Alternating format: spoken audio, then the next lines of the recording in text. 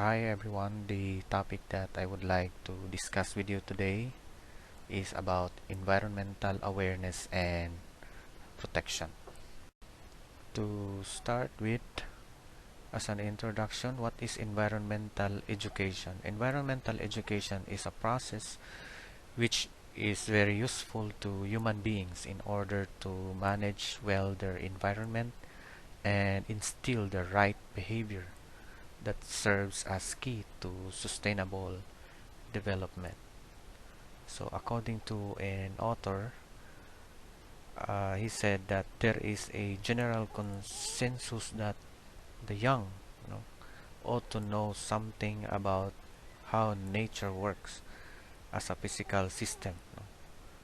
And so, from elementary to high school and then even tertiary level, you should know the basic rudiments of biology and how our planet Earth works. Okay? Now let's talk about the idea of environmental education. So as we all know that environmental education is a process that allows individuals to explore environmental issues. What are environmental issues like climate change, flood, and then soil erosion and many others. And so we are asked also to engage in problem solving when we know about how the environment works and take action to improve the environment. So as a result, individuals, all of us will develop a deeper understanding of environmental issues and have the skills to make informed and responsible decisions. That's why the components of environmental educations are awareness and sensitivity to the environment and environmental challenges, knowledge and understanding of the environment and environmental challenges, and attitude, the right attitude of concern for the environment and motivation to improve or maintain environmental quality. At the same time, we'll have a skills to identify and help resolve environmental challenges, and then we'll develop this uh, participation in activities that lead to the resolution of environmental challenges. So these are all important components of environmental education. Now, what are the importance of environmental education?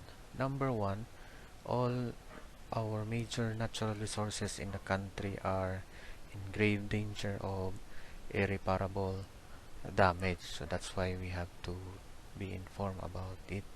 Number two, a society cannot survive if its natural resources are rendered unfit for use by its people. So we have to take care of our natural resources. Number three, the only hope of salvaging this grave situation is by making the young aware that they need to proactively begin to protect the environment they will inherit.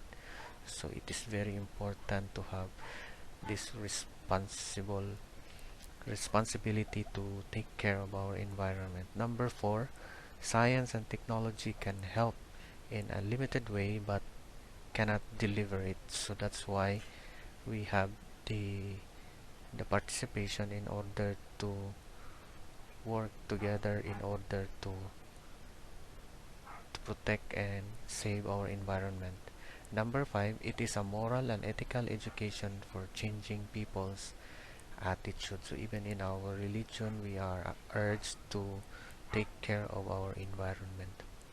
Number six, to protect children living in polluted regions, environmental education represents a relevant means of prevention. So there is no way that we can uh, eradicate the pollutions but the help of the environment. That's why we have to also take care of our environment. Number seven, it is a need of the time to propose environmental education delivered with moral concept.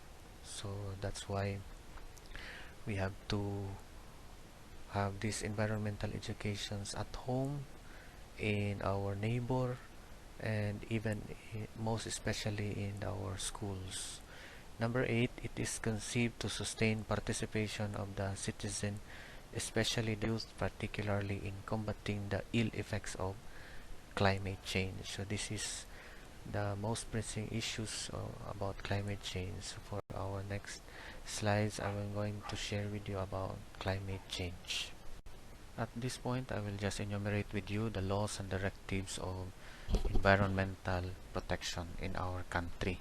So number 1, we have Republic Act 9003, also known as Ecological Solid Waste Management Act of 2000. Number 2, Republic Act 9275, or also known as Philippine Clean Water Act of 2004. Number 3, Republic Act 8749, known as Philippine Clean Air Act of 1999.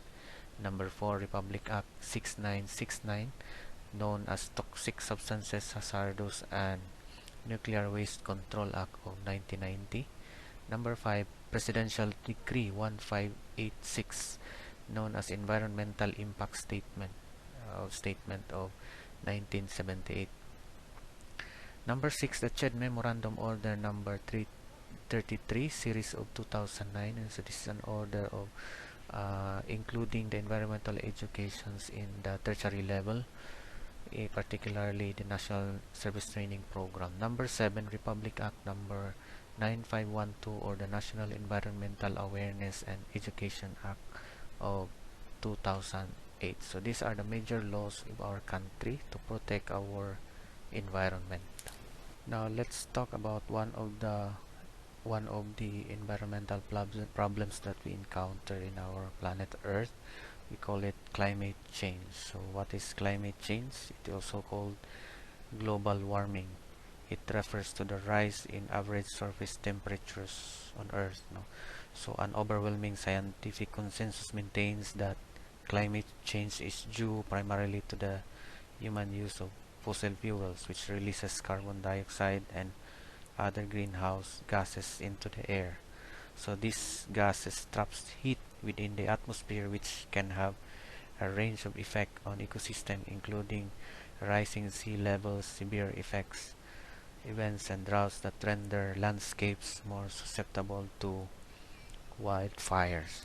What is the cause of climate change? The primary cause of climate change is the burning of fossil fuels, as I have mentioned, such as oil and coal, and which emits greenhouse gases into the atmosphere, primarily carbon dioxide. So in the picture, this is one of the major causes of climate change.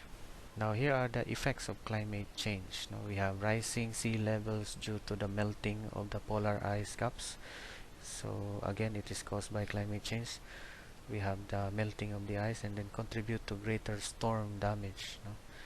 Warming ocean temperatures are associated with stronger and more frequent storms. No?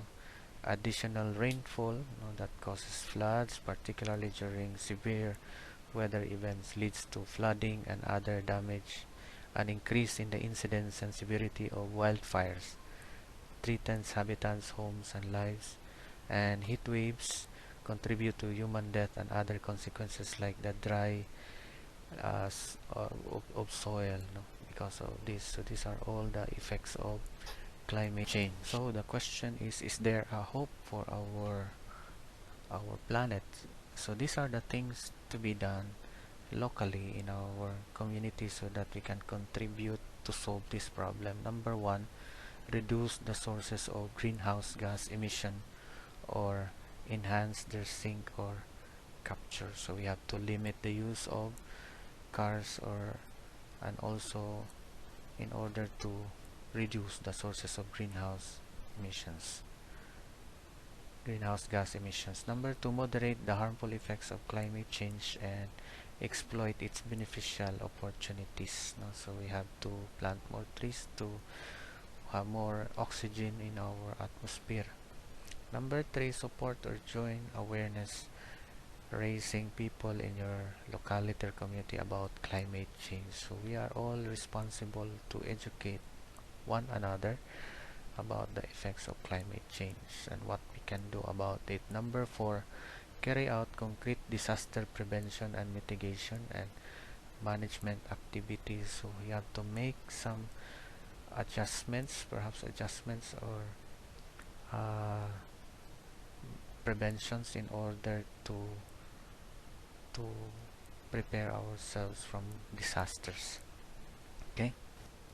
Next, we have to suggest or advocate, number 5, the integration of climate change mitigation and adaptation into organizational or institutional plans to mainstream this consciousness. So we have to unite one another in order to make it an organization or an institution that helps protect our environment. Number 6, lobby for and or support climate change responsive policies and ordinances. So these are what we are going can do, that support those policies for our protection of the environment. Number 7, synergize efforts with other enlightened individuals or group stakeholders. So we have to support one another, help one another, build each other to take care of our environment. And then lastly, develop a stable resource mobilization mechanism or system to ensure and facilitate the flow of financial and technical support to local implementers. So we have to just help build a system of helping hands in order that our sustainable efforts will be successful. Okay, this is all for my discussion about this topic. If you have questions or clarifications, feel free to message me. Thank you for